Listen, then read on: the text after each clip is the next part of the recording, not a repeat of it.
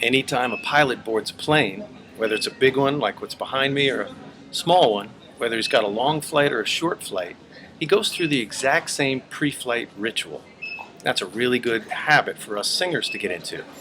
See, the pilot's goal is simple: no surprises once you're in air. And that should be our goal: no surprises once you're on stage.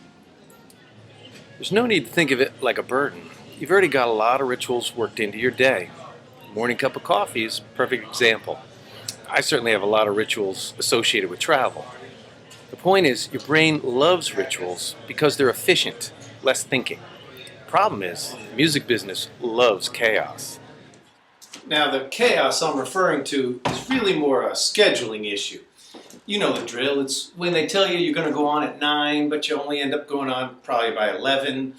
It's when you arrive at a studio to sing at 6 p.m. and you end up doing your vocal takes at 10 p.m. So it creates a chaotic warm-up schedule for the singer. A lot of times I hear from singers that they didn't have a chance to warm up because of that chaotic schedule. And that creates inconsistencies in our performances, and then paranoia follows. Will I sing well at this gig? Will I sing well at the studio?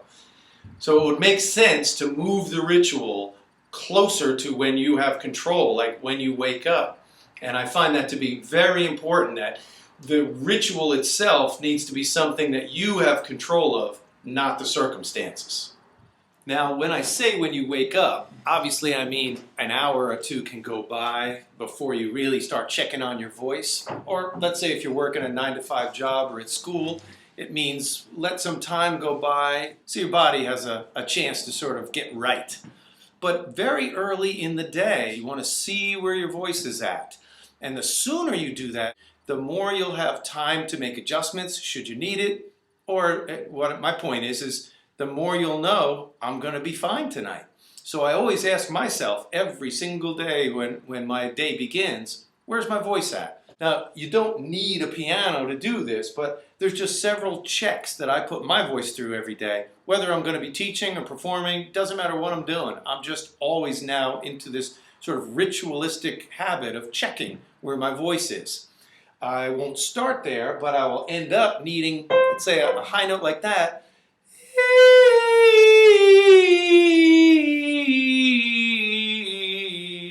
If I've got an easy transfer from the high notes down to the low, if I can sing fairly softly, if I got my higher notes come easily at a low volume, that's a good sign. And then if I can take that one pitch, let's say,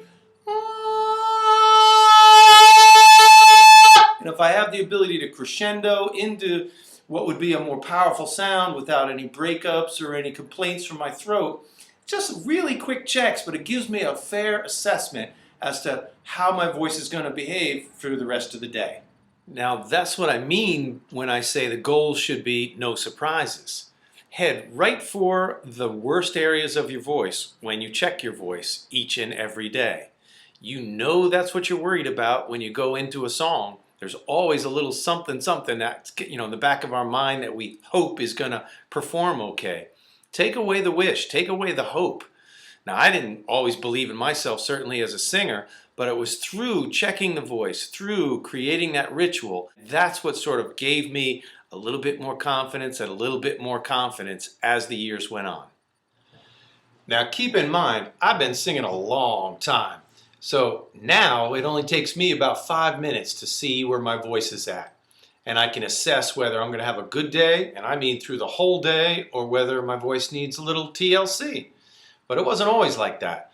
Back when I started, and I was performing a lot back then, I would have to have about a 4-hour procedure. And I often kind of likened it to a Superman cape I was putting on. I started out as Clark Kent, and eventually as those 4 hours went through, I would do a long warm-up, do a stretch, eat certain things, take a shower, stretch again, change my clothes, drink one fluid, drink another fluid. Translation, have a beer. Or two. But the point was, I had to have this big transformation occur before I got on stage. That worried me. It worried me because I knew singers that could just pop up on stage or go to the studio and they sang great. So the difference is always up here. What I said before is I didn't believe I was a good singer, and that was perpetuating a need for me to really convince myself. So I do believe in those rituals. I do believe that whatever it takes to get you to sing well, you should do that. And then as you're singing well, see if you can narrow that ritual down. And the more you can shave down what you think you need to do to sing, the more you can reduce it till you just open your mouth and sing well. That just means your brain is starting to believe that you could sing. And once you live there, well, then you're what you call a singer. So remember, no surprises. Boy, let's get it on. Absolutely no surprises.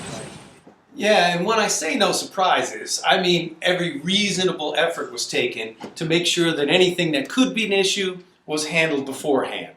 Just like you hope a pilot is doing that kind of a safety check before he gets up into the air. Because of course, once you're in the air, the motto should be